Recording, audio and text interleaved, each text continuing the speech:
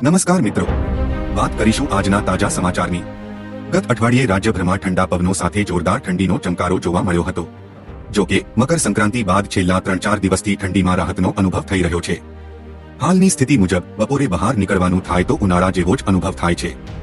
એવામાં હવે હવામાન નિષ્ણાંત અંબાલાલ પટેલે ઠંડીને લઈને નવી આગાહી કરી છે। અંબાલાલ પટેલની આગાહી મુજબ આગામી 3 દિવસમાં ઠંડીની રીએન્ટ્રી થઈ શકે છે। આ સિવાય અનેક વિસ્તારમાં માવઠાની પણ સંભાવના વ્યક્ત કરવામાં આવી છે। સૌરાષ્ટ્ર કચ્છમાં ઠંડીનો ચમકારો।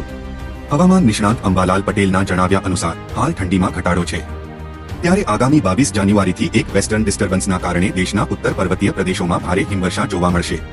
વેસ્ટર્ન ડિસ્ટર્બન્સ મધ્યમ હોવાથી તારીખ 23 જાન્યુઆરીથી 25 જાન્યુઆરી સુધી ઠંડીનો અનુભવ થશે, જેમાં ગુજરાતનું લઘુત્તમ તાપમાન 11 ડિગ્રી સેલ્સિયસ અને કચ્છમાં 10 ડિગ્રી સેલ્સિયસ તાપમાન નોંધાશે।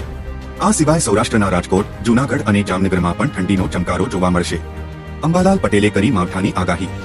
અંબાલાલ પટેલે ફેબ્રુઆરી મહિનામાં માવઠાની પણ આગાહી કરી છે। અંબાલાલ પટેલની આગાહી અનુસાર 30 જાન્યુઆરીથી ફેબ્રુઆરીની શરૂઆતમાં ગુજરાતના વિવિધ ભાગોમાં માવઠું આવી શકે છે। જો કે 27 જાન્યુઆરીથી ઠંડીનું જોર ઘટવાની સાથે ગરમીનો અનુભવ થઈ શકે છે। તો હાલ માટે આટલું, મળીશું નવી અપડેટ સાથે।